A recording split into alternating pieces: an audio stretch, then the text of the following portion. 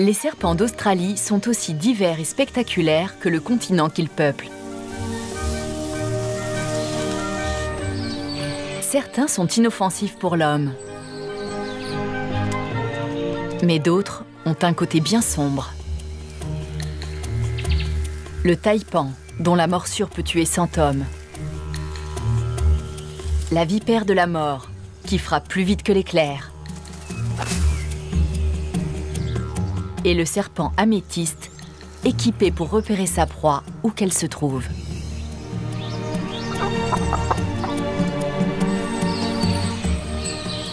Ces serpents donnent la chair de poule. Et ils savent comment survivre dans cette contrée inhospitalière. Ils peuplent aussi bien les déserts que les forêts et les quartiers résidentiels de cet immense et très ancien continent. Pays des espèces animales les plus étranges et fascinantes du monde,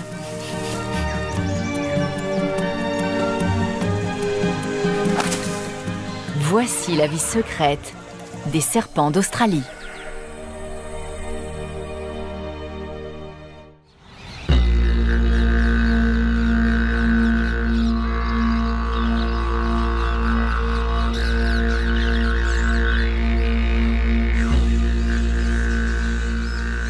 Pendant 50 000 ans, les seuls humains à peupler ce continent étaient les aborigènes.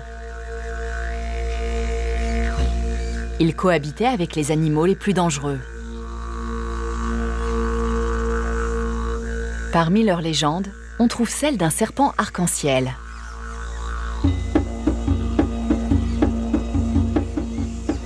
Les colons européens n'avaient pas une telle philosophie envers les reptiles locaux. À leur arrivée, ils trouvèrent un continent grouillant de créatures tapies, ondulantes et foudroyantes.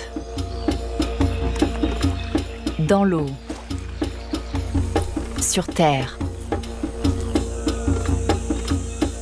et même dans les arbres.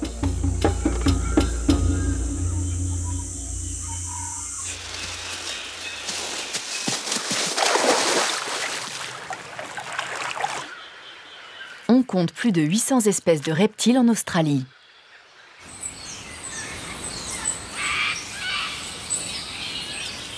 Si certains n'infligent qu'une petite morsure,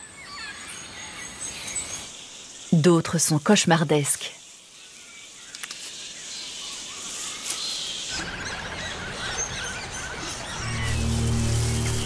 Ils terrifient les hommes, mais ils ont leurs propres défis à surmonter.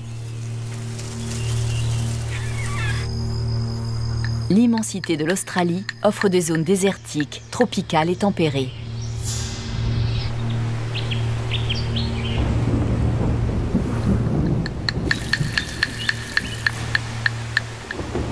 Le temps, parfois extrême, peut changer en un instant. Des crues soudaines, des feux de brousse, la sécheresse. Tout ce qui vit ici doit s'adapter et être aussi impitoyable que le climat et la terre. Chacun a sa stratégie pour survivre.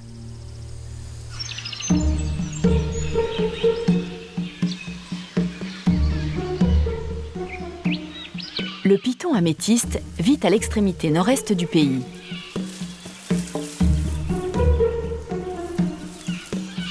Dans les forêts tropicales du Queensland et les régions boisées sèches.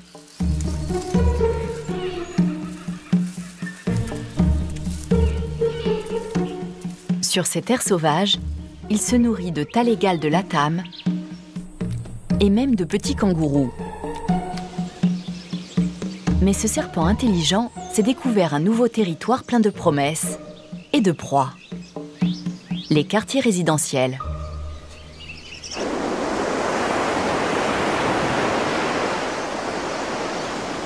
L'extrême nord du Queensland est tropical et très sauvage.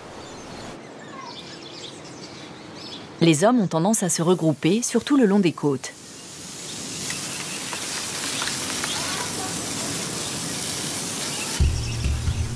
Ce python femelle se sent chez elle. Elle est habituée aux maisons, au bruit. Et quand elle vient rendre visite, elle apprécie de manger un poulet. Elle utilise une arme sensorielle secrète pour renifler un repas potentiel. Ses chémorécepteurs. Elle utilise sa langue pour détecter des traces chimiques olfactives. Dans sa gueule, l'organe de Jacobson analyse les molécules de senteur. Il détermine si l'effluve vient d'une proie, d'un rival, d'un partenaire éventuel ou d'un prédateur. Une théorie avance que leur langue bifide a une fonction directionnelle. En effet, il serait capable de déterminer quelle langue détecte la plus forte odeur. Au cours de son évolution, le serpent s'est pourvu d'un corps tout en longueur. Leurs poumons, reins et organes sexuels sont très allongés. Ils ont une paire de chacun de ces organes, mais le doublon se trouve dans la queue. Ils n'ont pas de clavicule, mais plus de vertèbres et de côtes que la plupart des espèces. Les hommes ont 33 vertèbres, quand les serpents en ont entre 150 et 400. C'est ce qui leur offre cette souplesse, et avec leur musculature surpuissante, leur donne ce mode de déplacement sinueux et fascinant. Le python améthyste est le plus long serpent d'Australie. Il peut atteindre 8,50 m de long. Alors pour la pythonne, les clôtures, c'est de la rigolade.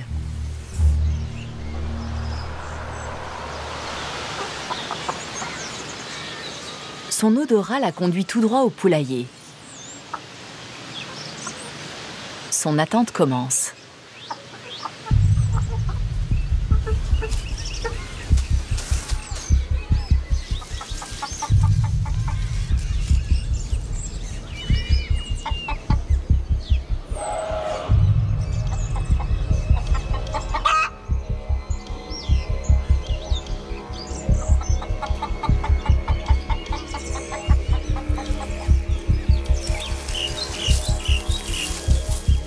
Elle y entre en plein jour.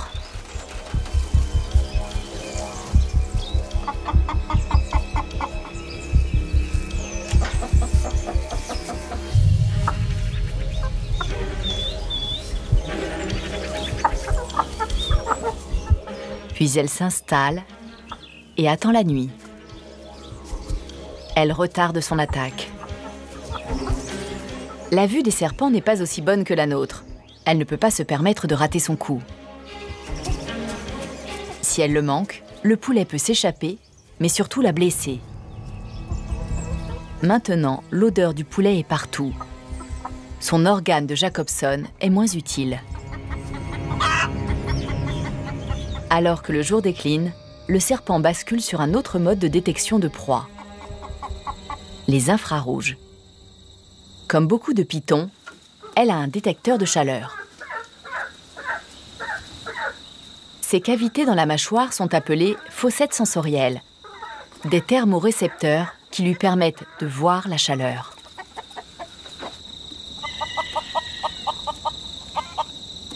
Avec la fraîcheur de la nuit, les températures baissent et la signature thermique des proies est plus visible.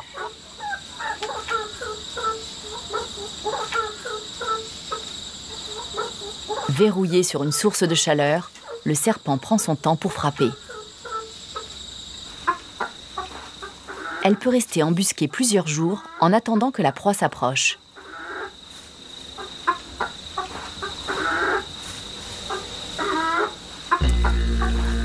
La pythonne n'a pas l'intention d'attendre.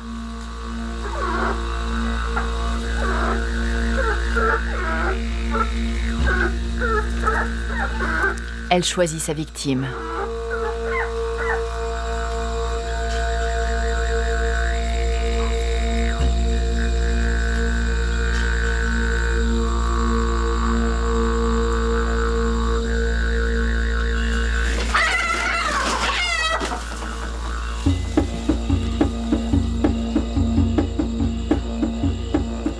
Elle l'enserre de plus en plus étroitement coupant la circulation sanguine de sa proie.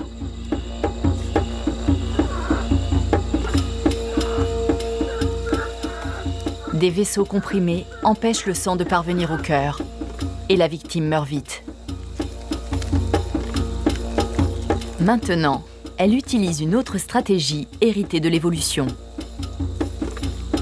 Même si c'est un serpent de grande taille, le poulet est bien plus grand que sa gueule. C'est comme si on avalait un melon en une bouchée.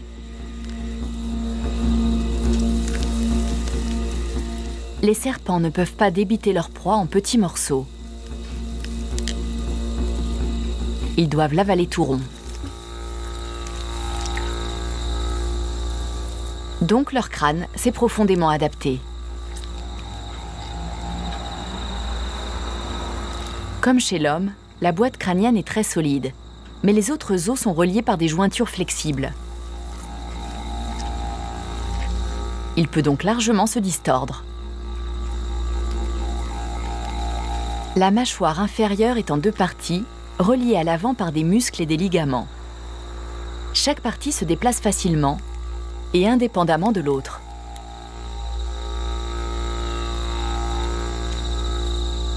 Le serpent fait passer sa proie entre ses dents, l'inondant de salive pour faciliter la déglutition.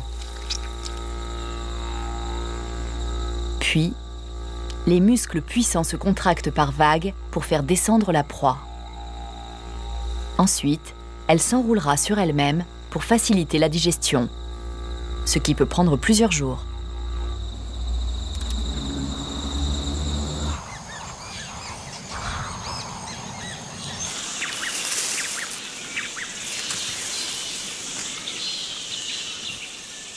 Voici un autre champion de l'évolution. Il cohabite joyeusement avec l'homme. C'est le serpent brun.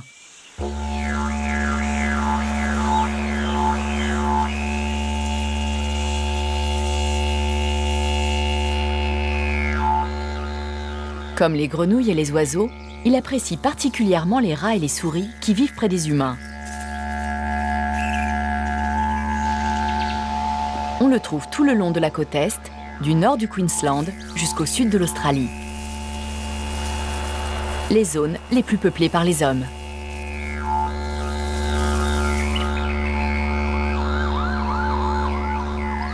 Il aime occuper les infrastructures comme les chantiers de construction. Il est rapide, nerveux et mortel.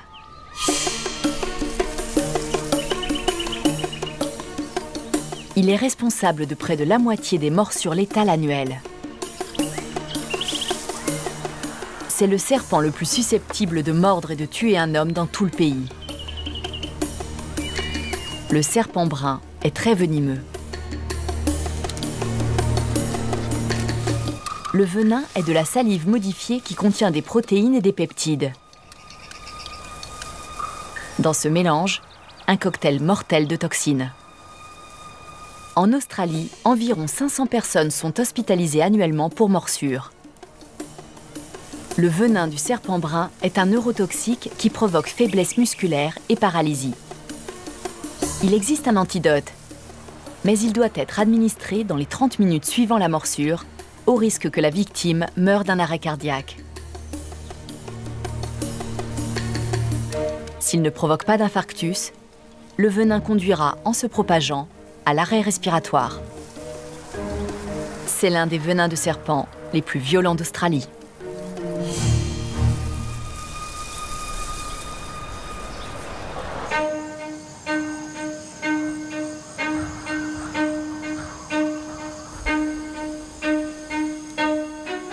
Mais il est un autre serpent venimeux qui laisse tous les autres sur place. Le légendaire taipan.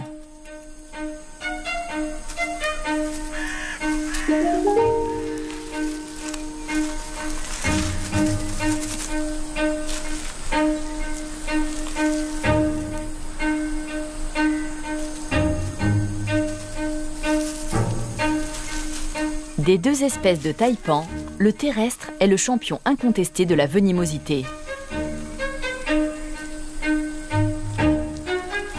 Il s'attaque surtout aux rats et aux souris, mais une de ses morsures pourrait tuer 100 hommes. Mais comme il vit dans les étendues arides du centre du pays, loin des installations humaines, les morsures aux personnes sont très rares.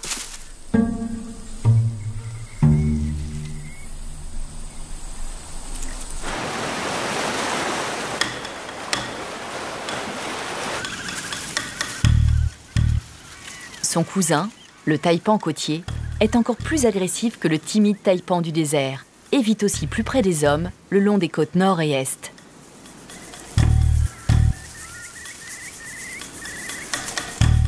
Le python utilise ses dents pointues et orientées vers l'arrière pour saisir sa proie avant de l'enserrer.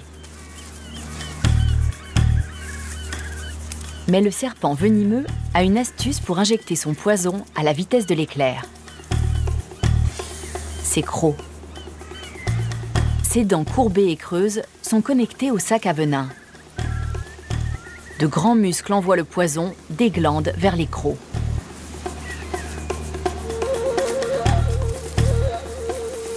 Il existe plusieurs façons de mesurer la toxicité, mais les taipans arrivent presque à chaque fois en tête de liste. Beaucoup vivent dans les champs de canne à sucre près des côtes nord et est, qui sont souvent infestés de rats. Ce sont donc les amis des fermiers.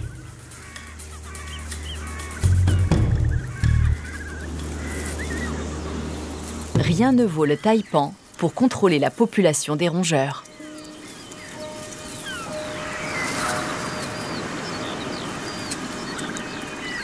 Chasseur actif, le taipan utilise ses chémorécepteurs pour traquer le rat jusque dans son trou. Il pénètre dans son habitat et empoisonne tout ce qu'il y trouve.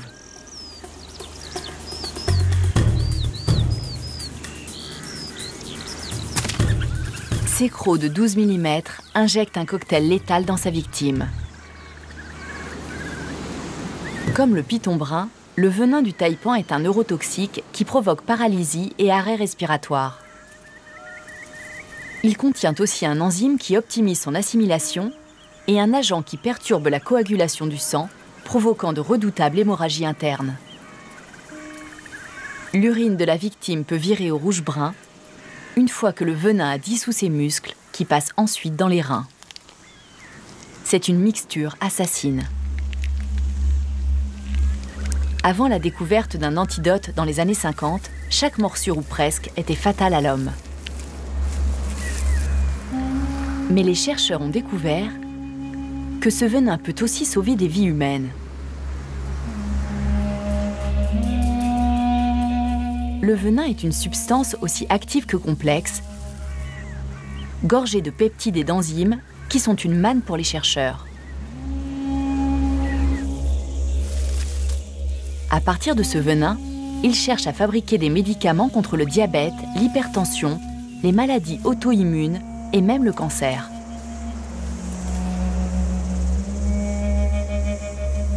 Mais malgré son potentiel thérapeutique, le venin reste la substance naturelle la plus toxique de la planète. Les naturalistes se sont longtemps demandé pourquoi les serpents avaient besoin d'un venin aussi toxique.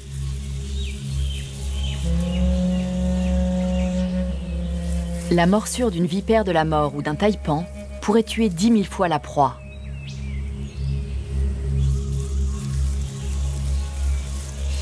Une explication à cette hypertoxicité serait qu'il y a des millions d'années, les proies des serpents australiens auraient commencé à développer une immunité au venin.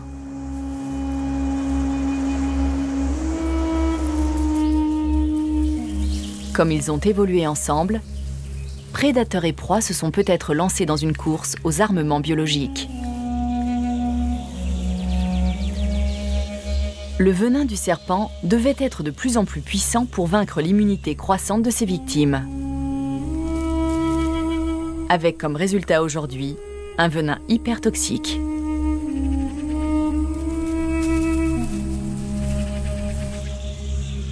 Comme pour étayer cette hypothèse, certains animaux, comme ce 5, résistent bien au venin de serpent. En termes d'énergie, fabriquer du venin a un prix. Mais cela en vaut vraiment la chandelle. Sous le climat australien, où il est difficile de se nourrir, un venin extra puissant est un atout énorme pour la survie. En foudroyant sa proie, le serpent limite les risques de blessures que sa victime paniquée pourrait lui infliger.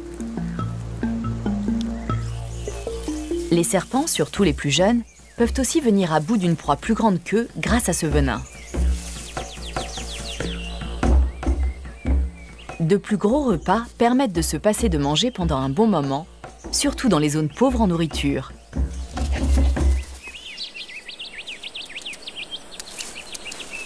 Le venin n'est qu'une partie de la spécificité des serpents. En tant que reptile, ils profitent d'autres compétences acquises au cours de l'évolution.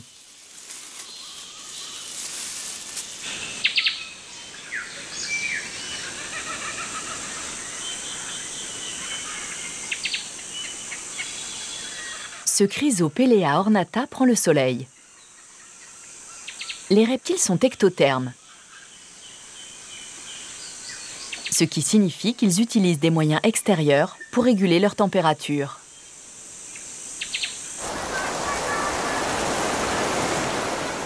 Comme ce varan qui se prélasse au soleil pour emmagasiner de la chaleur.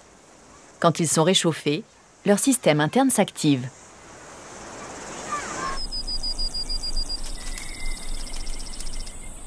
Les matériaux conducteurs réfléchissants ou qui absorbent la chaleur, comme les pierres, optimisent les effets du bain de soleil.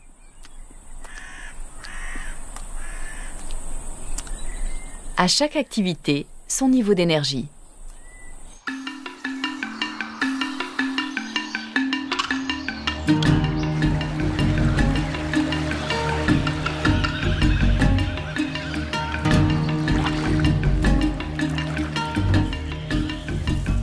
Pour les carnivores, comme ce serpent de la mulga, il est parfois urgent de se chauffer.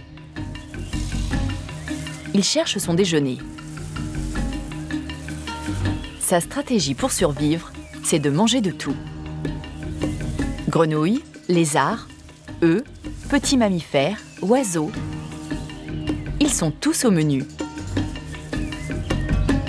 Il mange aussi des charognes, d'autres serpents et même ses congénères. Dès qu'il s'est nourri, il doit se mettre au soleil.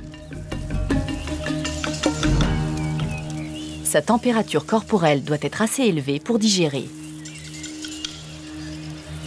Si son repas reste trop longtemps dans son estomac sans être digéré, il pourrait pourrir, ce qui le tuerait. Avant même de penser à aller chasser, il doit se réchauffer.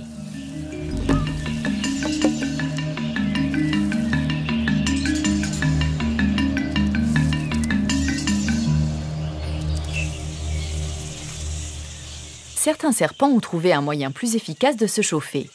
Ils se transforment en panneaux solaires. Ce serpent à collier rouge venimeux s'étale pour augmenter la surface qui absorbera les rayons du soleil.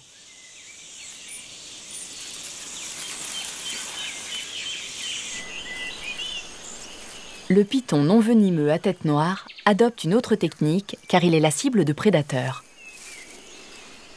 Il vit dans des trous et des tas de pierres en attendant la dernière lueur du soleil.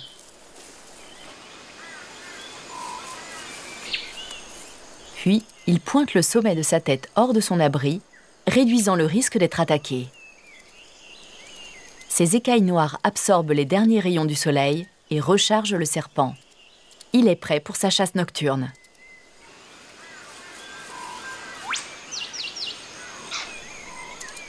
Le python à tête noire traque activement les lézards, oiseaux ou mammifères.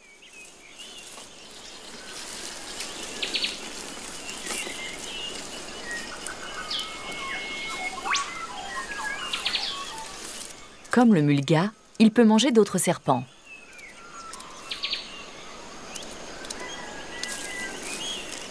Il vit dans le tiers nord du pays, qui comprend des zones arides et désertiques et des forêts tropicales. Comme il vit dans des environnements très variés, Il a affaire à des proies différentes. C'est un chasseur opportuniste.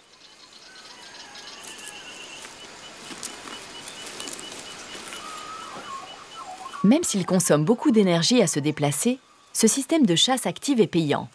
C'est commun chez les serpents.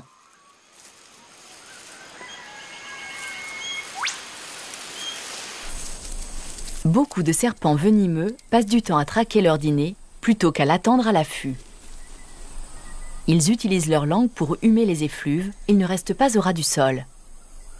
En se redressant, ils capturent les odeurs portées par le vent. Ils récoltent plus de données chimiques et davantage d'informations.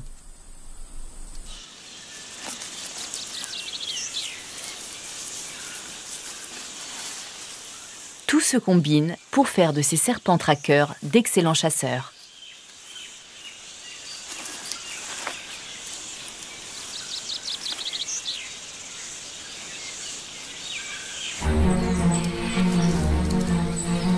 Les serpents n'utilisent pas tous cette méthode.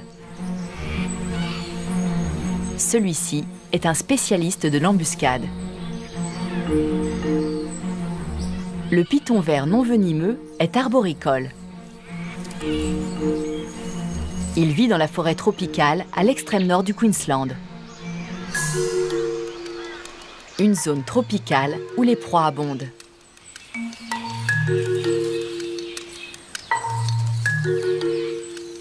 Jeune, il passe beaucoup de temps au sol à chasser des lézards et des grenouilles. Il est d'un jaune pommelé pour se confondre avec les feuilles du tapis forestier.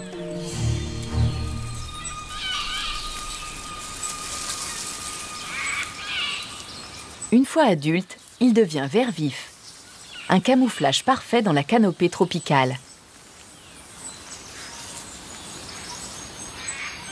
Il attrape des rongeurs au sol pendant la nuit.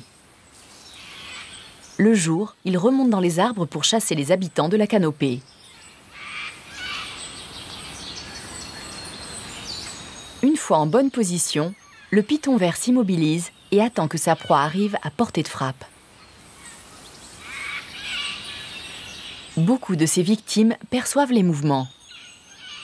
Ce serpent s'est donc adapté et exploite cette donnée. Il ne fait pas qu'attendre sa victime. Il essaie de l'attirer. Il agite l'extrémité de sa queue. On appelle cela le leurre caudal.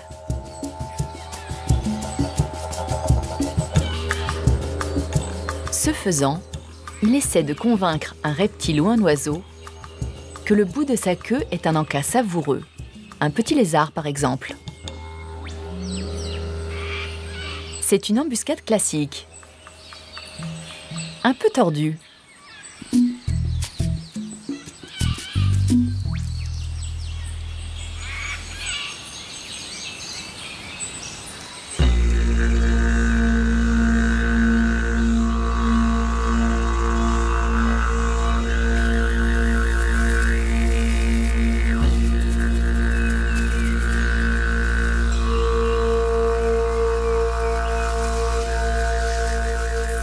La vipère de la mort chasse aussi à l'affût.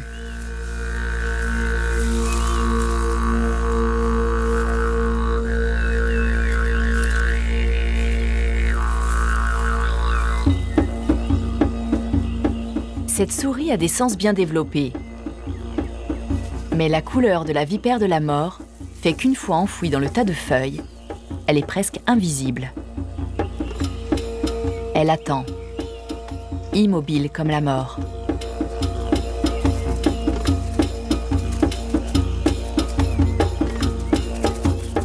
Loin de s'en douter, la souris lui trottine dessus.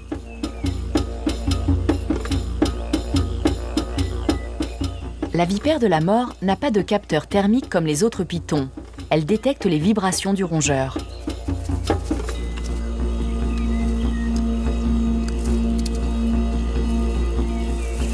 Et quand la souris est proche, le serpent verrouille son regard sur sa cible.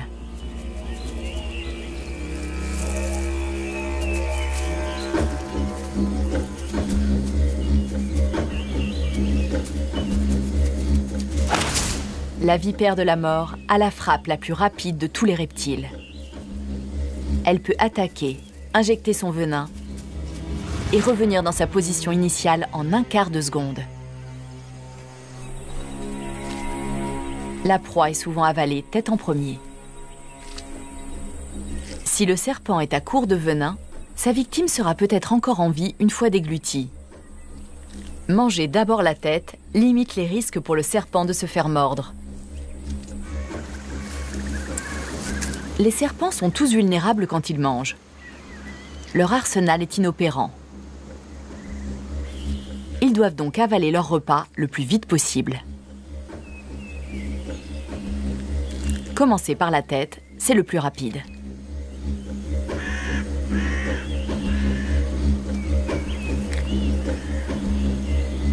Des enzymes et des sucs gastriques puissants s'attaquent au repas et les nutriments sont absorbés. Ce processus peut prendre des jours, parfois des semaines.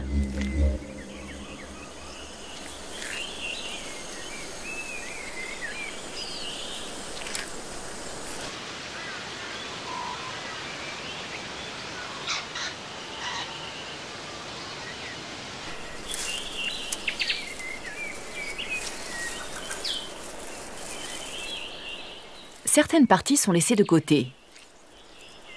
Ce python à tête noire n'a pas besoin de la fourrure du rat qu'il vient de manger. Ce qui n'est pas absorbé passe dans le cloaque, un orifice près de la queue dédié à la reproduction comme à la digestion. La substance pâle est l'équivalent reptilien de l'urine, bien que plus concentré.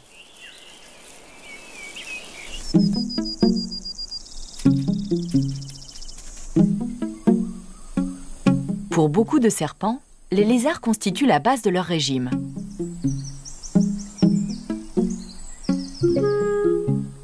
Ils sont tous deux des reptiles. On pense que les serpents sont issus des lézards et qu'ils auraient lentement perdu leurs jambes.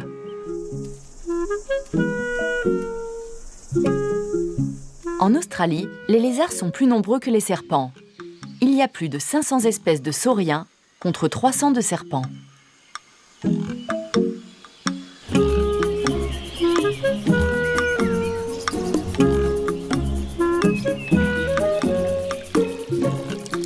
Au cours de l'évolution, les lézards se sont adaptés pour cesser d'être un repas pour les serpents.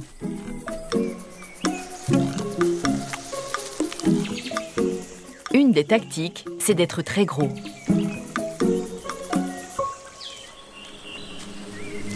Le varan bigarré, un lézard connu sous le nom de goanna en Australie. Il peut atteindre 2 mètres de long pour 15 kilos. C'est un carnivore à part entière. Une fois adulte, le goanna peut tuer des koalas et des petits kangourous. Il peut même attaquer un serpent.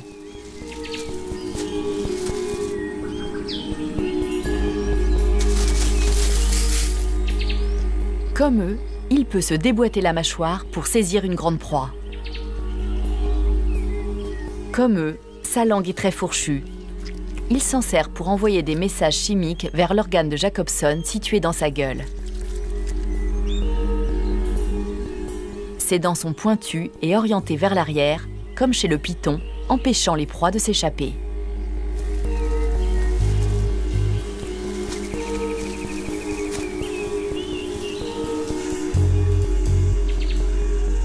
Il aime grimper aux arbres, d'où il peut scruter les environs. C'est aussi un bon endroit pour échapper aux serpents venimeux qui vivent au sol, les élapidés. Même si certains montent aux arbres, ils n'aiment pas grimper trop haut. Là-haut, le goanna peut explorer des cavités qui pourraient contenir de la nourriture, comme des insectes, des mammifères, des nids et même des charognes.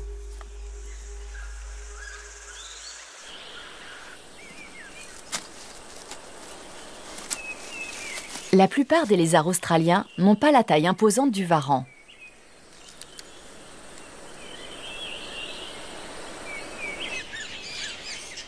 Ils doivent donc trouver autre chose pour décourager les prédateurs. Mesurant entre 45 et 60 cm, le 5 à langue bleue est de bonne taille, mais bien plus petit que le varan. Comme d'autres petits lézards, il peut être la proie de serpents, mais aussi d'animaux qui chassent à vue, comme les chats, les chiens sauvages et les oiseaux carnivores.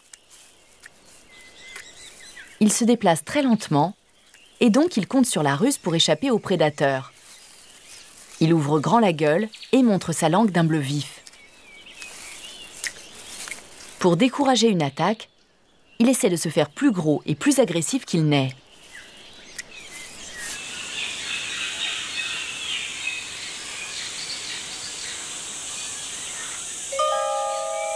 Déstabiliser son ennemi est aussi une bonne façon de ne pas être au menu d'un serpent.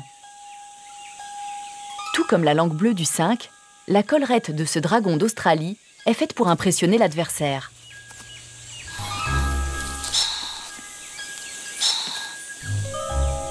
Quand il est menacé, il ouvre grand la gueule et déploie l'imposante membrane écaillée qui lui encadre la tête. Certains serpents, comme le taipan ou le serpent brun, mordent facilement, mais beaucoup prennent leur temps avant d'attaquer. Ils ne veulent pas prendre le risque d'être blessés. Ils choisissent donc soigneusement leur proie. Avoir l'air grand et agressif suffit sans doute à décourager une attaque. Les femelles comme les mâles portent cette collerette. Agrippé à un cycladophyte, celui-ci surveille les prédateurs. Considérés comme des fossiles vivants, une étude de leur ADN situe leur apparition sur Terre à 10 millions d'années, bien avant celle des autres espèces. Leurs ancêtres ont largement précédé le règne des dinosaures et des fossiles laissent penser qu'ils dominaient les forêts primitives. Leur croissance est lente et ils vivent très longtemps. Pour le dragon d'Australie, cette plante est facile à escalader et elle forme un bon point de vue.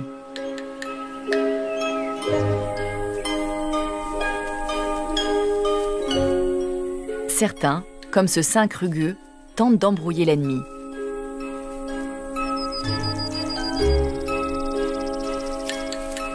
Sa queue ressemble beaucoup à sa tête, ce qui devrait perturber le prédateur et lui donner le temps de s'enfuir.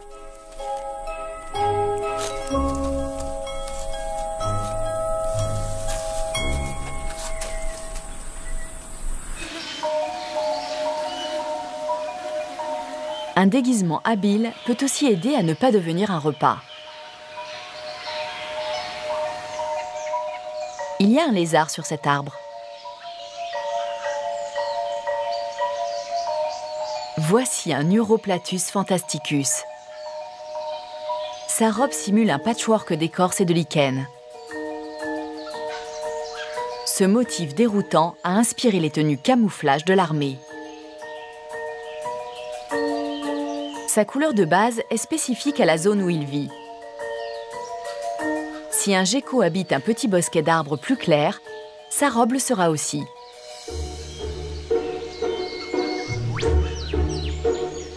Dans un bosquet voisin, au tronc plus sombre, sa robe prendra un ton plus foncé. Ses flancs épineux dissimulent l'ombre qui le trahirait. Ses griffes, comme des cerfs, l'aide à grimper sur ce tronc rugueux.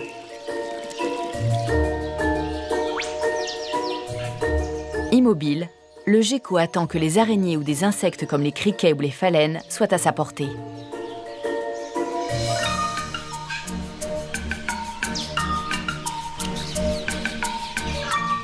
Comme il passe toute la nuit à l'affût, il a besoin de grands yeux pour absorber la lumière. L'inconvénient, c'est d'avoir une rétine réflective. Donc la nuit, le reflet dans son œil trahit sa présence auprès de prédateurs nocturnes comme les chouettes, les rats et les serpents.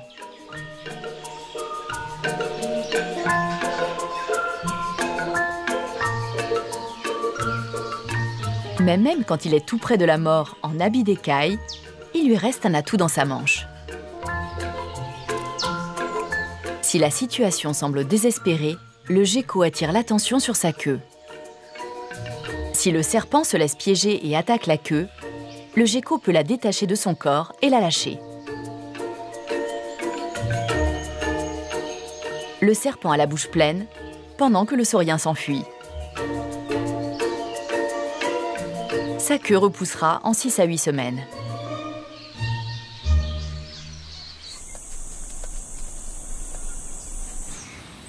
Les lézards et les serpents savent survivre dans cet environnement hostile. Mais alors que les serpents paraissent effrayants et indomptables, beaucoup d'entre eux sont menacés par d'autres espèces. Un animal tue facilement jusqu'aux serpents les plus venimeux. Le crapaud-buffle.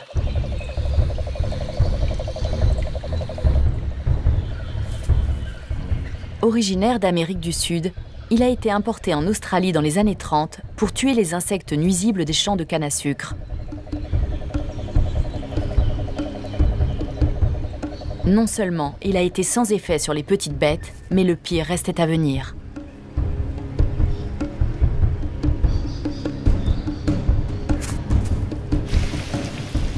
Le crapaud-buffle est entièrement venimeux, avec sur son dos et ses flancs des glandes qui sécrètent de puissantes toxines. Presque tous ceux qui tentent de le dévorer meurent. Beaucoup de serpents mangent des amphibiens, y compris des crapauds-buffles. Il n'y a pas de formation spéciale pour apprendre à éviter cette proie. Ces crapauds sont si toxiques que le serpent mourra, le batracien dans sa gueule.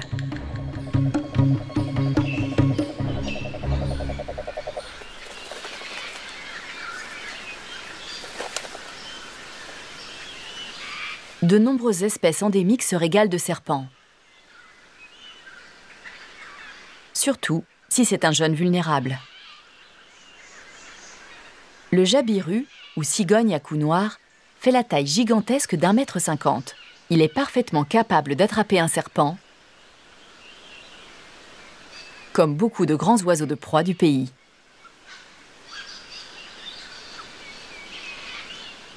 Les rapaces et les crapauds ne sont pas les seuls prédateurs du serpent.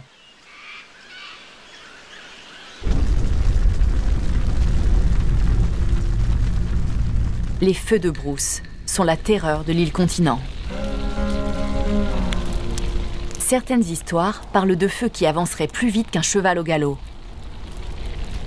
Une chose est sûre, ils sont dévastateurs pour la faune. Un feu comme celui-ci peut partir de la foudre et brûler plusieurs jours, détruisant abris et nourriture. La plupart tentent de fuir et beaucoup meurent. Mais alors que beaucoup de serpents seront tués, le python noir saura tirer parti de l'incendie.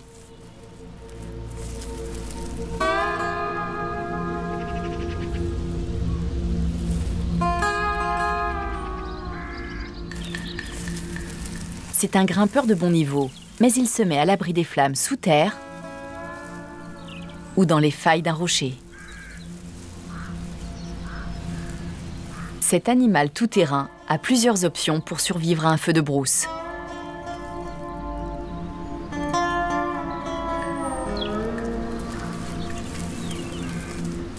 Après 6 semaines environ, la végétation repousse et des petits mammifères et reptiles reviennent. Ils sont un véritable festin pour le python noir qui a pu attendre sur place.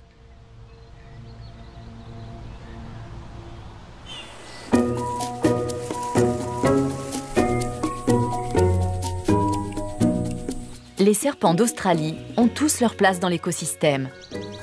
Et beaucoup ont un rôle clé dans le contrôle des nuisibles. Du taipan friand de rongeurs, au python améthyste grand chasseur, du python vert à la queue comme un leurre, à la vipère de la mort plus rapide que l'éclair, les serpents d'Australie ont réussi à prospérer sur ces terres hostiles.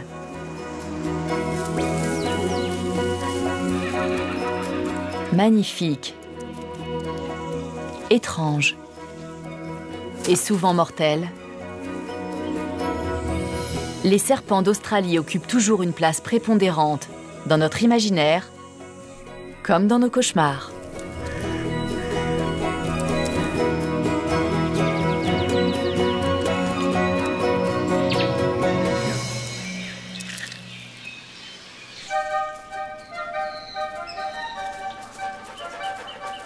Le dingo australien.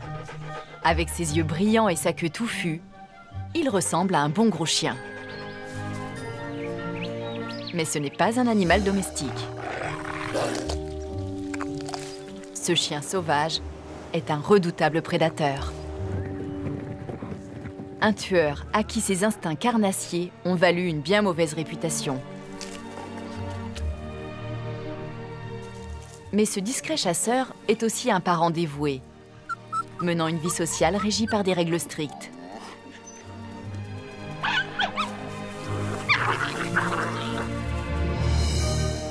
Le dingo hante les terres australiennes. Une île-continent vaste, abritant certains des animaux les plus étranges et les plus fascinants de la planète.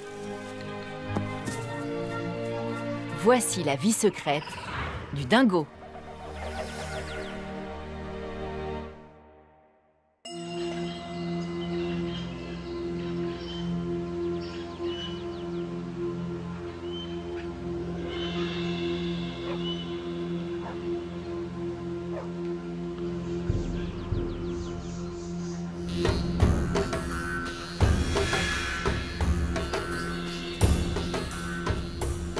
Bâtis pour la chasse, les dingos ont de telles facultés d'adaptation qu'ils sont capables de coloniser une large variété d'habitats, montagnes, déserts ou forêts.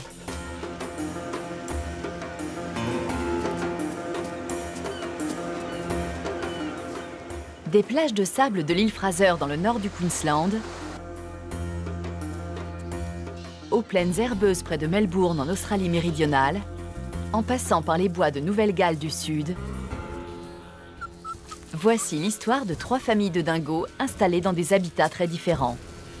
Marqués et surveillés, ils se sont vus affublés de surnoms par les conservateurs de l'espèce.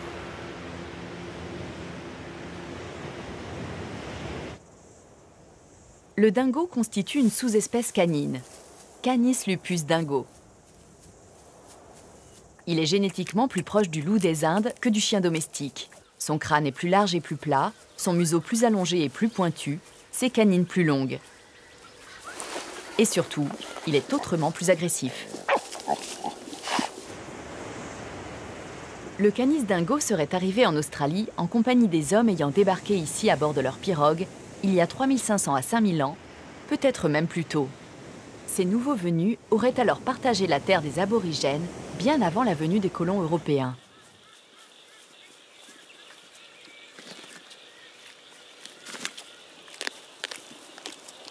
Les dingos chassent le lapin, le rat et même le kangourou. Mais c'est leur goût pour le bétail humain qui leur a attiré les foudres des éleveurs. Certains États recommandent même de tirer à vue sur ces prédateurs. Leur population est en chute libre et les dingos pure race sont même considérés comme une espèce vulnérable.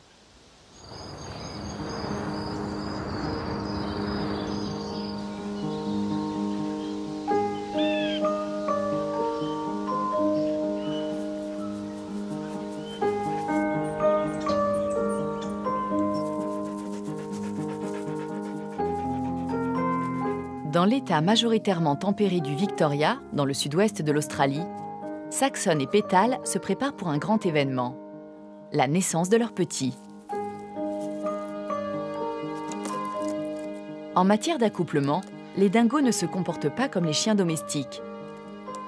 Ils forment des couples étroitement liés, dans lesquels le père prépare activement l'arrivée des petits. Saxon s'efforce donc de trouver une tanière confortable pour la mise bas.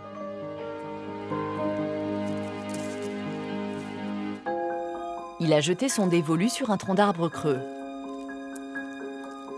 Les dingos n'hésitent pas à investir les terriers d'autres animaux, tels que les lapins ou les wombats. Ils cherchent des endroits protégés, proches d'un point d'eau. Ils aménagent plusieurs tanières sur leur territoire, de manière à pouvoir déménager en cas d'imprévu.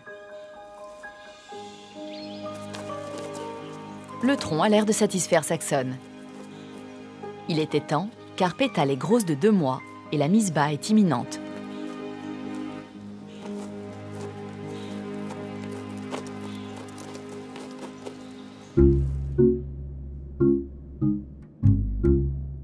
La femelle sait d'instinct que l'heure est venue. Alors que le travail commence, elle fait les 100 pas, se lève et s'assoit sans arrêt. C'est un signe qui ne trompe pas. Les petits vont naître d'une minute à l'autre. Les dingos sont des mammifères placentaires, ce qui signifie qu'ils donnent naissance à des petits parfaitement formés. Leur nombre varie entre 1 et 10, même si les portées comptent la plupart du temps 4 ou 5 bébés.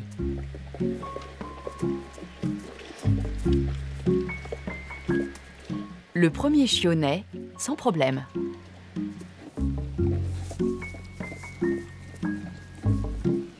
Pétale lèche son petit pour le débarrasser de l'enveloppe placentaire.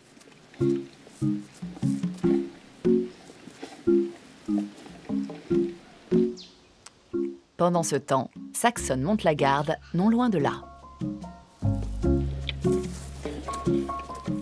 20 minutes plus tard, c'est au tour d'un deuxième petit de voir le jour. Pétale coupe le cordon ombilical d'un coup de dent.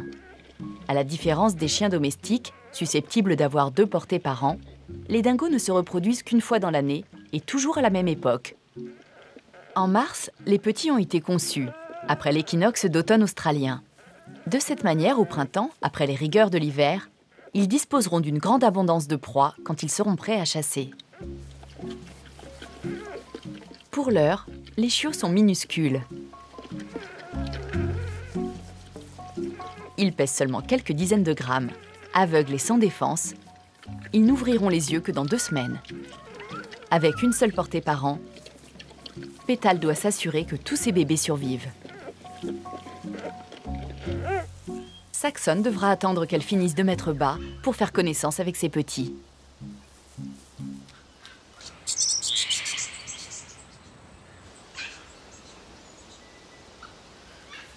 Plus au nord, Comet et Bomber ont élu domicile en Nouvelle-Galles du Sud. Les couples de ce genre restent en général unis pour la vie. Comme les loups, seuls le mâle et la femelle dominante se reproduisent.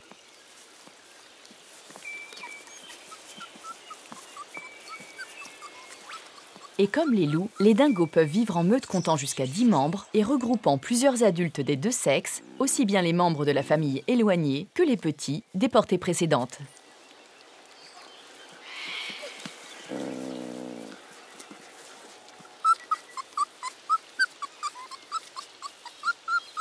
Ce couple dominant a déjà eu 4 petits en pleine forme. 2 rejetons de cette précédente portée, Tom et Harold, cohabitent toujours avec leurs parents, Comet et Bomber. Ils partiront sans doute l'année prochaine pour vivre seuls ou rejoindre une autre meute. Mais pour l'instant, ils ont encore beaucoup à apprendre de leurs parents.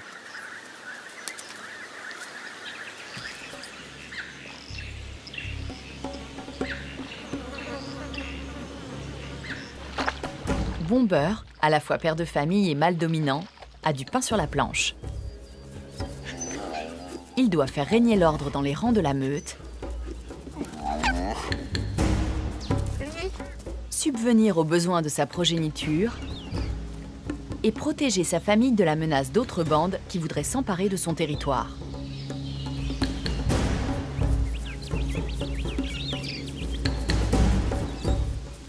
Bomber s'est récemment mesuré à un autre mâle dominant. Il est sorti vainqueur du combat, mais non sans recevoir une blessure à la gueule. Pourtant, le jeu en valait la chandelle. Vainqueur, l'envahisseur aurait tué tous les chiots de Bomber pour s'accoupler avec Comet et repeupler la meute de ses propres petits.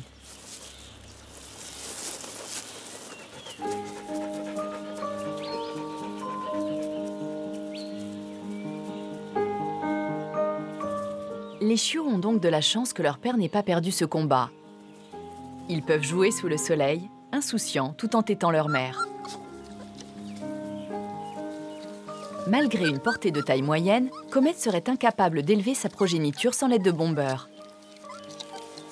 À la différence de bien des animaux, le mâle et la femelle se partagent équitablement les responsabilités parentales. Une fois les petits capables d'avaler des aliments solides, le père régurgite leur nourriture. Il s'occupe d'eux jusqu'à ce qu'ils atteignent l'âge adulte et leur enseigne tout ce qu'ils doivent savoir pour survivre. Après 7 semaines passées à téter, les petits sont gras et bien portants. Pendant les 4 premières semaines de leur existence, leur mère les allaite plusieurs heures par jour, mais ils seront bientôt sevrés.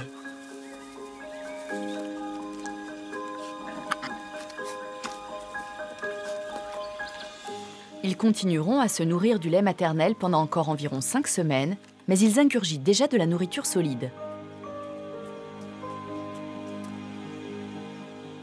Bientôt, leurs parents leur enseigneront comment débusquer de petits animaux, chenilles et scarabées, ce qui les rendra moins dépendants d'eux et leur permettra de développer leur talent en prévision des pénuries hivernales.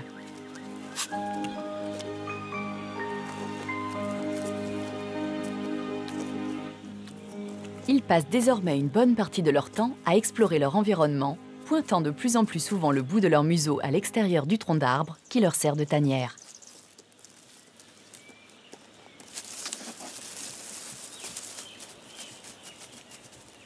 Alors que leur grand frère Harold accueille leur mère Comet,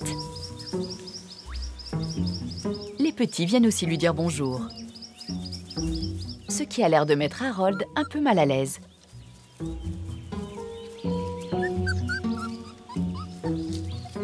Ces chiots sont ses frères et sœurs, certes, mais ce sont aussi les petits du couple dominant. Il se montre donc très prudent avec eux. Les blesser, même accidentellement, ne seraient pas sans conséquences. Le retour au bercail de Comet est un bon prétexte pour prendre la poudre d'escampette. Quant aux petits, ils en profitent pour se remettre à téter.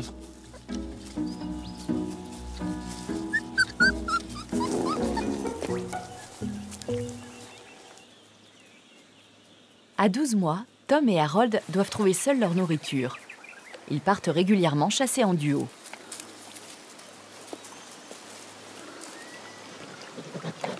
Des expéditions qui s'achèvent bien souvent par une petite séance de toilettage au bord de la rivière. À leur âge, ils sont parfaitement capables de chasser. Leur vue, leur odorat et leur ouïe fonctionnent à la perfection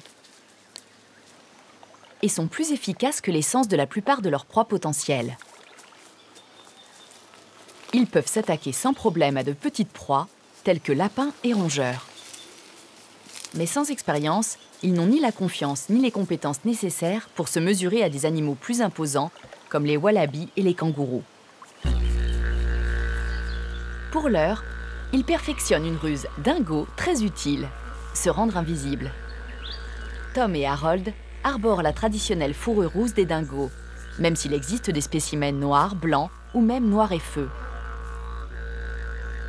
Cette coloration offre de nombreux avantages dans les paysages australiens. Les dingos sont très durs à voir, tapis dans les hautes herbes.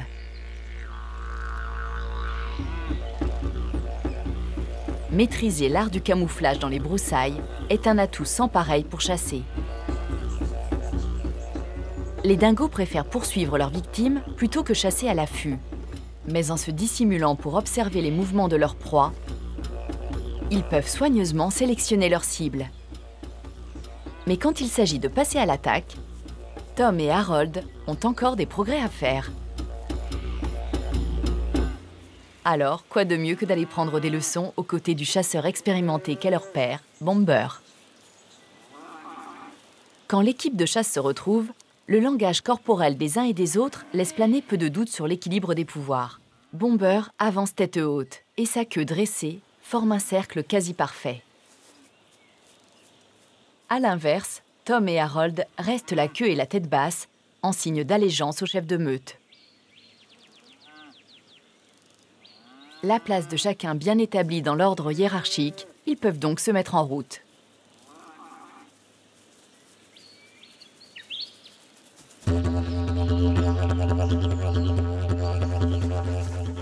Bomber scrute le paysage et hume l'air.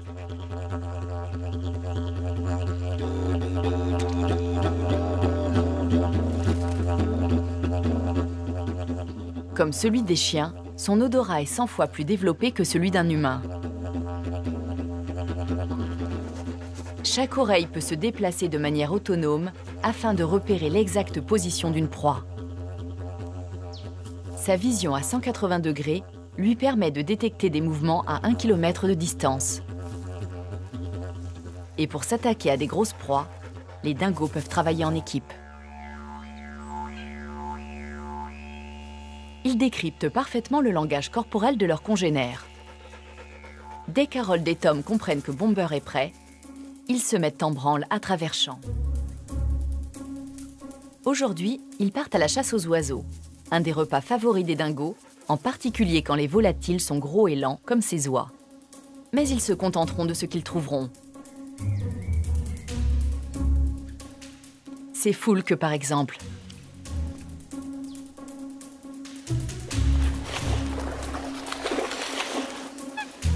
Difficile de les attraper dans l'eau.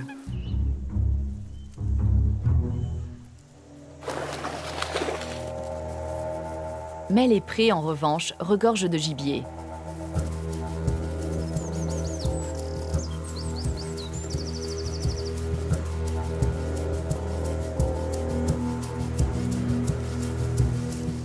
La chasse est lancée.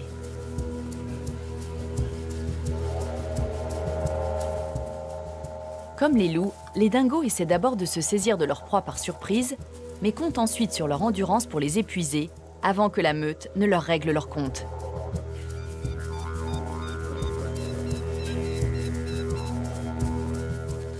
Ces spécialistes de la course-poursuite peuvent atteindre 50 km/h. Mais malheureusement, eux n'ont pas d'ailes.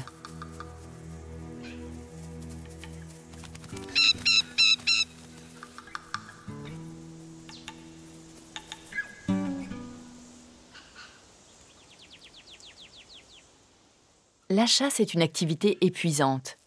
Le trio se repose pour récupérer.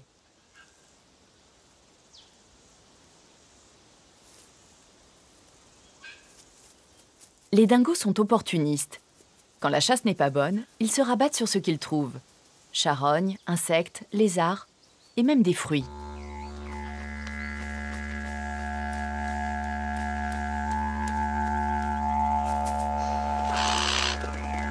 Toujours affamé, le trio se remet en quête de nourriture. Bomber et les siens vivent près de riches pâturages. Ils ne tardent pas à repérer l'odeur d'un troupeau de bétail.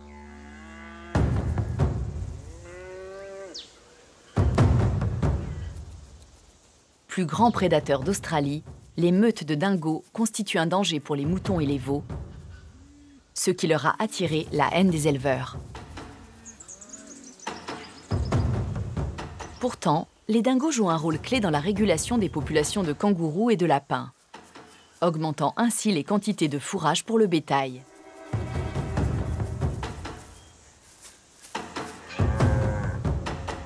Et en s'attaquant à des prédateurs introduits récemment, comme les renards, ils favorisent la survie de petites espèces autochtones, notamment les marsupiaux.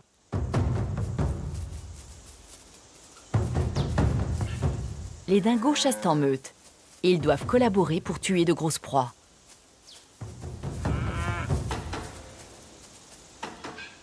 Bomber envoie son fils Tom d'un côté, alors qu'Harold et lui attaquent sur l'autre flanc.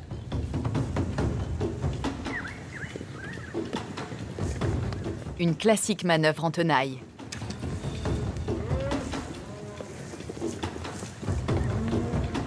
Mais le choix des proies joue un rôle essentiel dans le succès d'une chasse.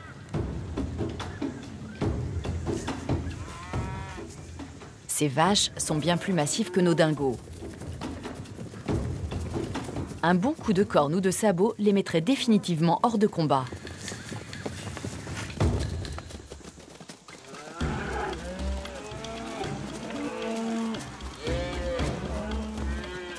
Les dingos s'attaquent en priorité aux vieux, aux faibles ou aux jeunes.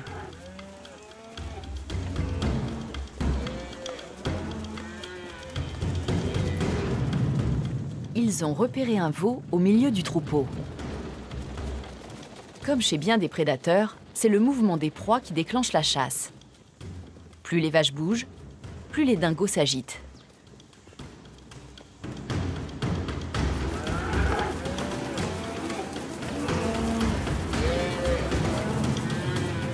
Mais ils vont bientôt se rendre compte que 3 dingos ne font pas le poids, même face à un veau.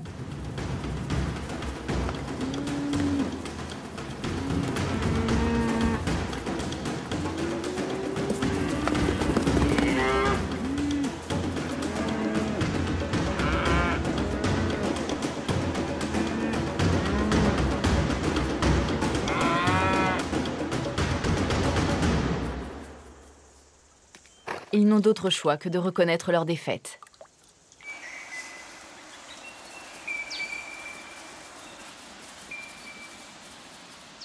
La chasse n'a pas été fructueuse.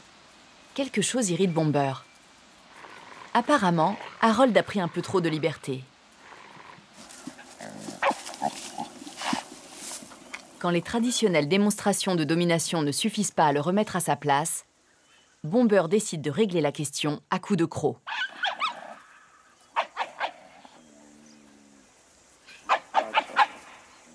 Le langage corporel d'Harold est clair. Il se soumet. Il retrousse ses babines, exposant ses longues canines qui le différencient des chiens domestiques, et se tient la queue entre les jambes.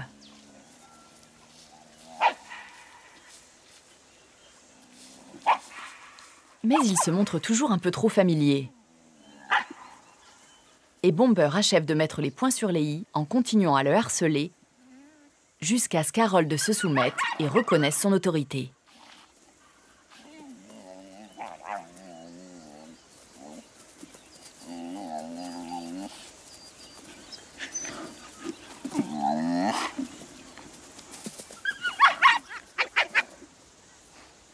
Ce genre de démonstration de force est importante pour assurer la cohésion du groupe.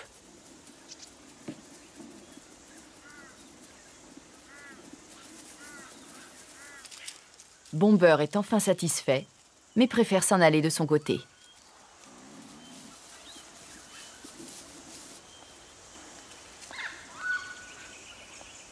Harold se retrouve seul dans le pré.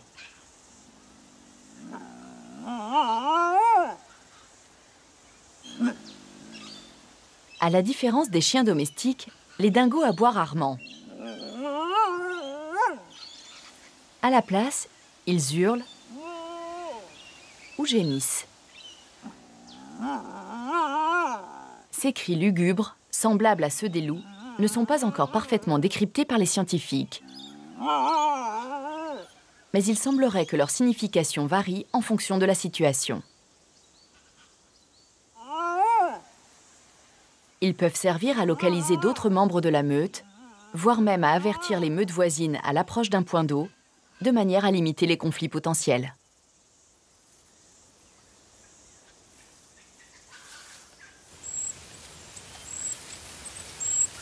Débarrassé de ses fils, Bomber s'attelle à l'une des tâches les plus importantes d'un mâle dominant, marquer son territoire.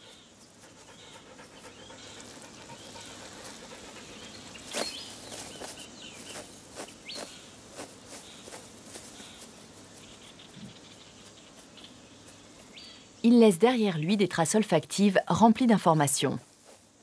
Ces messages constituent avant tout un avertissement pour tous les dingos qui auraient envie de violer la frontière.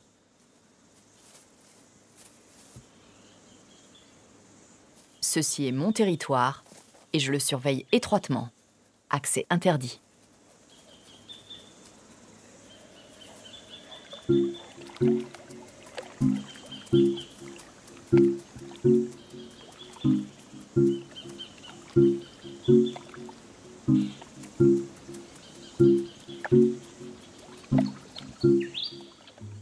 Bomber a découvert une tache d'urine laissée par un autre animal.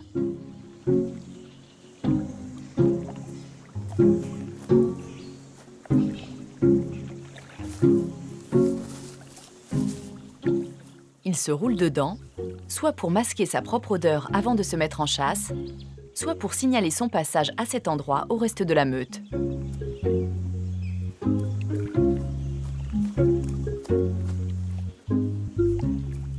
Une fois son territoire ainsi marqué, il peut retourner auprès des siens.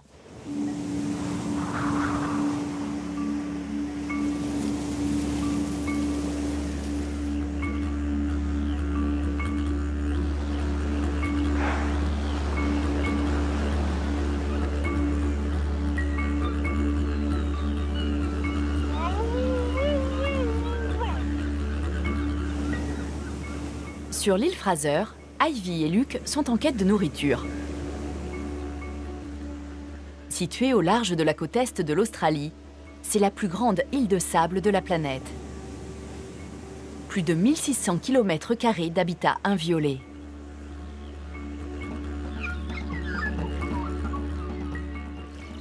Ces lacs et ces forêts abritent une colonie d'environ 120 dingos.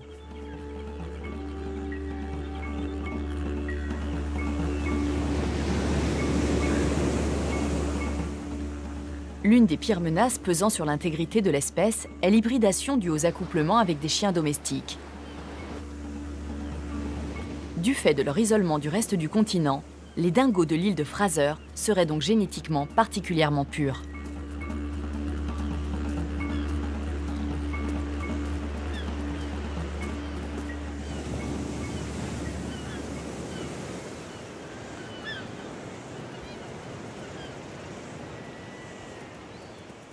Ivy et Luke font partie des nombreux spécimens marqués dans le cadre d'un programme d'études.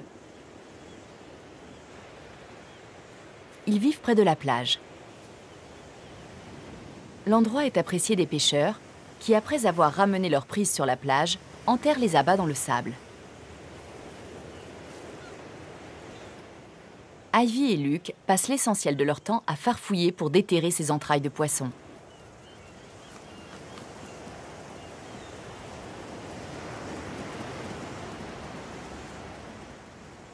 Les dingos sont actifs pendant les 2 tiers de la journée et passent le dernier tiers à se reposer.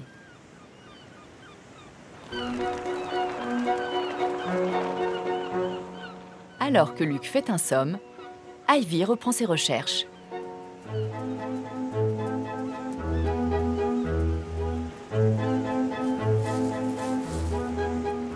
Mais elles ne sont pas très fructueuses, en dépit de son odorat surdéveloppé. Idéalement, elle devrait ingérer tous les jours 7% de sa masse corporelle, soit environ 1 kg.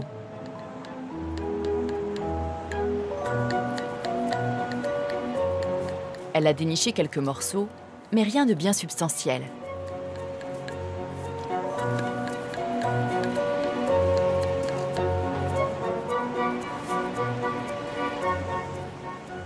Pour l'heure, elle préfère fuir la chaleur accablante et rejoindre le couvert de la forêt. Grâce à la couleur de sa robe, elle est invisible dans les fourrés.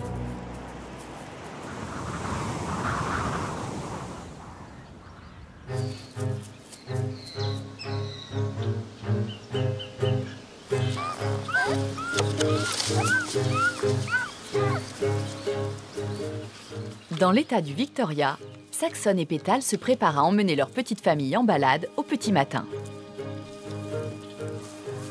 Les 4 petits de Pétale sont forts et vigoureux. À 6 semaines, ils doivent s'habituer à arpenter leur territoire et se familiariser avec le spectacle et les odeurs du vaste monde. À l'approche du printemps, il est nécessaire qu'ils gagnent en indépendance.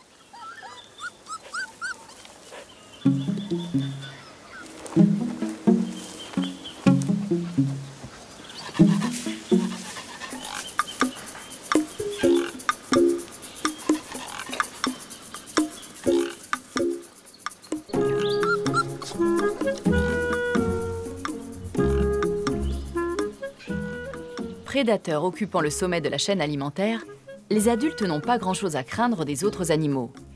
En revanche, un petit sétan égaré ferait un repas idéal pour un aigle ou un milan. Voilà pourquoi les parents doivent garder à l'œil leur progéniture. Ce qui est un peu compliqué quand, comme tous les bambins, ils passent leur temps à courir dans tous les sens.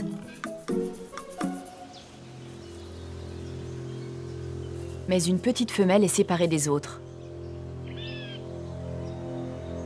Un aigle d'Australie décrit des cercles dans le ciel au-dessus d'elle. Il pourrait aisément n'en faire qu'une bouchée.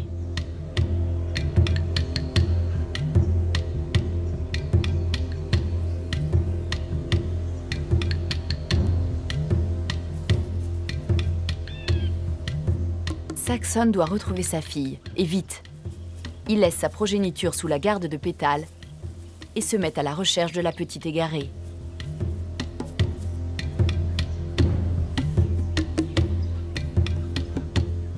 Il scrute l'horizon, le museau en alerte. Mais la petite, inconsciente des dangers qui l'entourent, est bien loin de sa famille.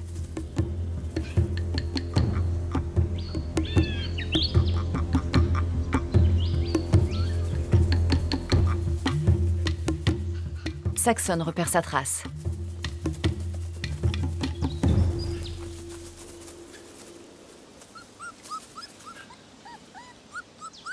Il l'a retrouvée. Elle l'accueille joyeusement. Mais ce petit bisou de bienvenue est en fait une manière de lui demander à manger. Les chiots se lèvent instinctivement pour tapoter, lécher et renifler le museau de leurs parents, leur donnant ainsi le signal de régurgiter de la nourriture.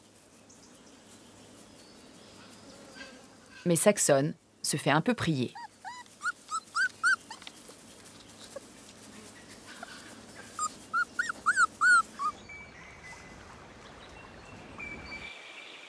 Pendant ce temps, en Nouvelle-Galles du Sud, les petits de Comet font leur sieste de l'après-midi dans la tanière de la famille, sous le regard vigilant de leur mère. Désormais, ils ont 8 semaines et ont beaucoup progressé. Dans les jours à venir, alors qu'ils vont peu à peu se sevrer, passant du lait maternel aux aliments solides, Comet devra aussi leur apprendre à se montrer plus autonomes. Ils devront être capables de repérer les dangers, de dénicher leur propre nourriture et se prendre en charge tout seuls.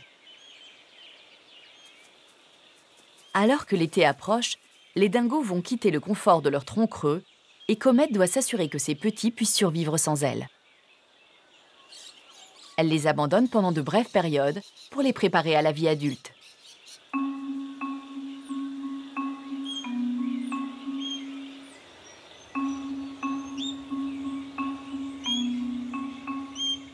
En se réveillant, les petits réalisent que leurs 2 parents ont disparu.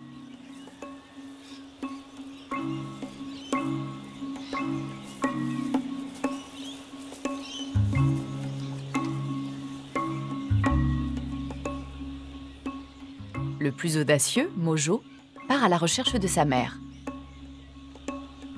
Il inspecte le tronc, les champs, et s'aventure même encore un peu plus loin.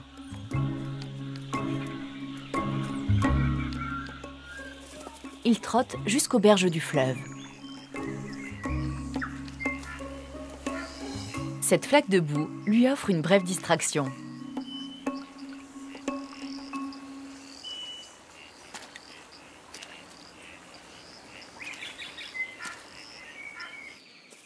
Mojo est bientôt rejoint par ses sœurs, également en quête de leur mère. Mais le seul adulte qu'ils trouvent est leur grand frère Harold.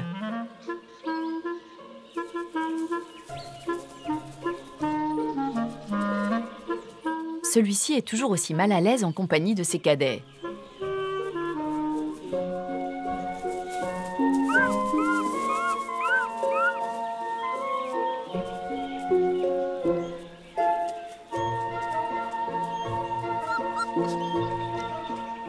Âgé de tout juste 1 an, il est à peine sorti de l'enfance lui aussi.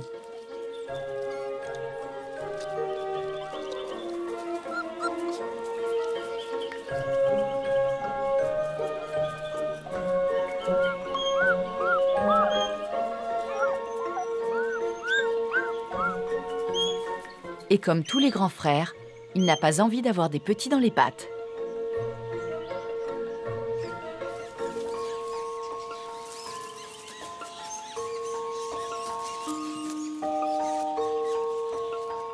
Comet finit par rentrer au bercail avec un repas. Elle a terriblement maigri après avoir allaité 5 chiots voraces pendant 8 semaines et elle n'a pas très envie de partager.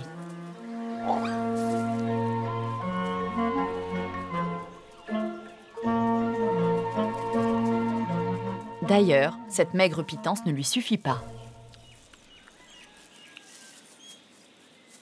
Elle n'a pas chassé depuis presque 2 mois. C'est Bomber qui a dû la nourrir. Et aujourd'hui, il a bien fait son travail. Il n'est pas rare de tomber sur des charognes dans le bush australien.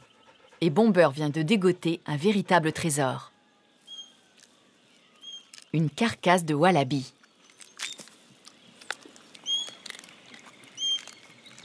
Comet se jette dessus goulûment.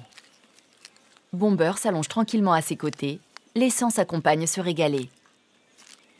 Il sait que ce n'est guère le moment de réclamer sa part.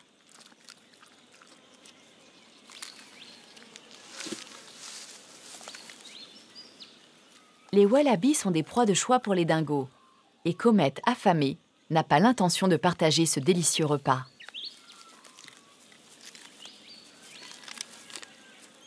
Elle découpe les os, les tendons et les cartilages sans effort.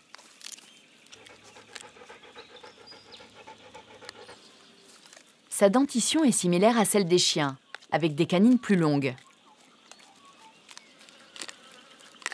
Ses puissantes dents au fond de sa gueule n'ont aucun mal à déchirer la chair et les os.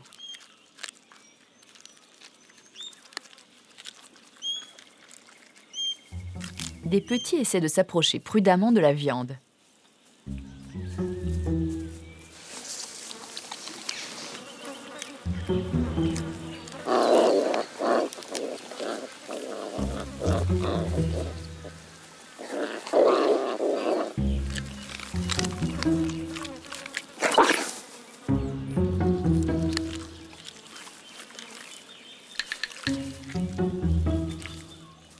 Les 2 audacieux font une nouvelle tentative. Maintenant qu'elle est à peu près rassasiée, Comet est prête à les tolérer. Même à cet âge, les jeunes dingos essaient de déterminer qui est le dominant.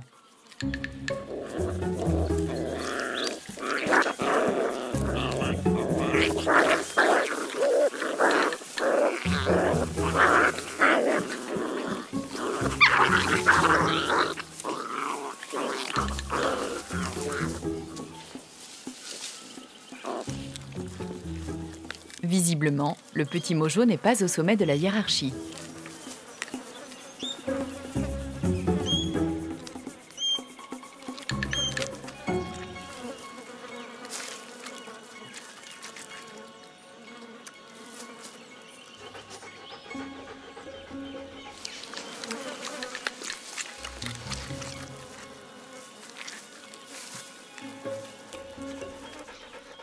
Bomber décide qu'il a suffisamment attendu.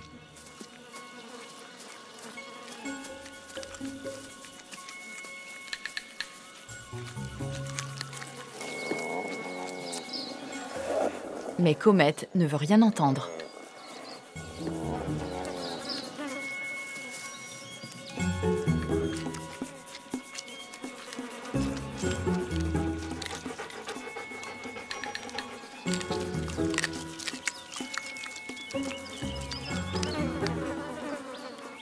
Bomber est obligé de se rabattre sur un morceau qu'elle a dédaigné.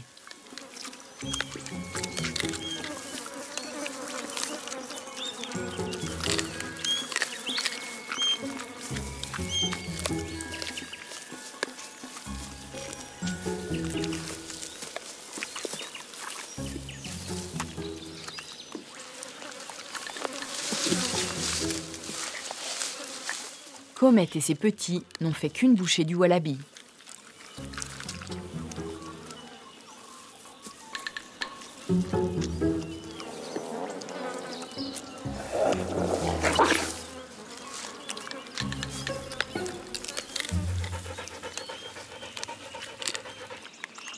Ils achèvent leur repas en se désaltérant. Les dingos peuvent rester plusieurs jours sans boire, mais quand ils ont accès à un point d'eau, ils sont capables d'en consommer 1 litre par jour. Après ce festin, il est temps de faire une petite sieste.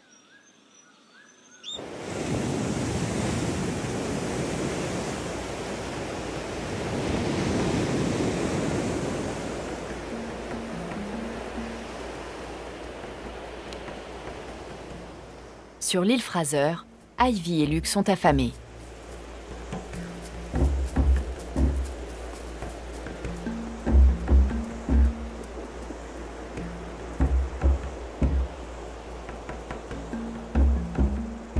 Ivy a passé des heures à arpenter la plage pour dénicher les restes de poissons vidés par les pêcheurs.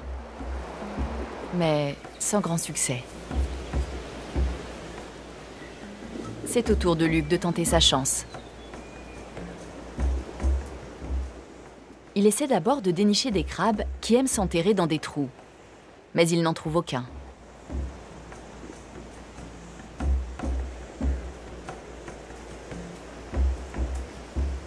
Et pas de traces d'abat de poisson non plus. Ivy et Luke n'ont rien gagné à faire cavalier seuls.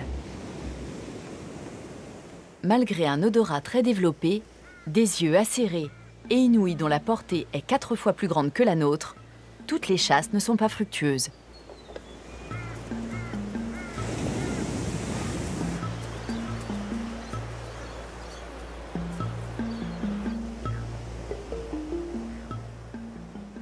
Mais quand il décide enfin à faire équipe, au bout d'une heure, il tombe sur un gros tas d'entrailles de poisson.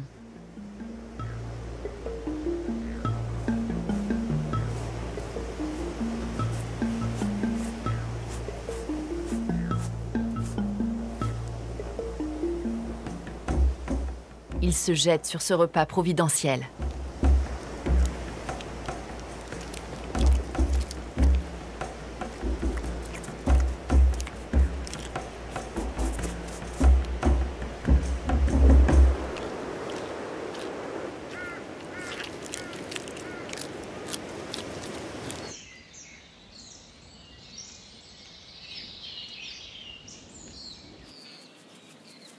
En Nouvelle-Galles du Sud, Bomber est à nouveau en chasse.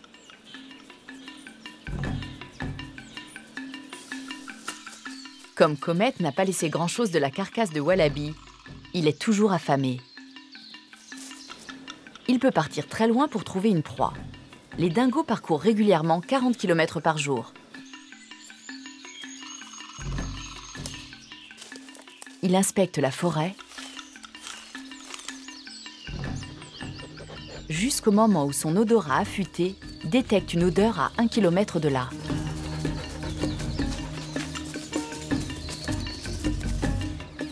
Il remonte soigneusement la piste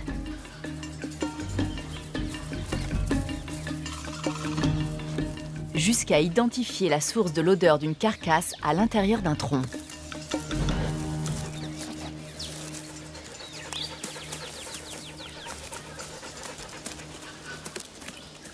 Mais il sera difficile de la déloger.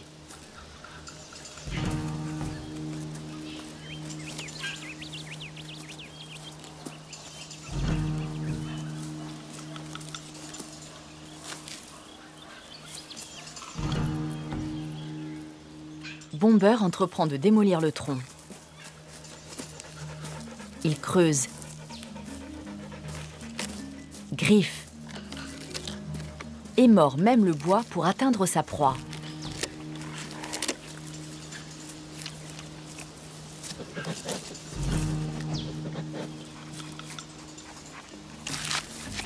C'est une carcasse de lapin.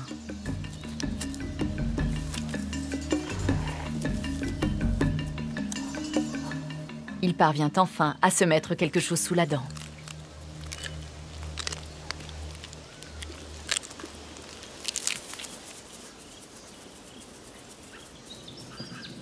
Une juste récompense pour un père si attentionné qui, le ventre plein, retourne auprès de sa compagne et de ses petits.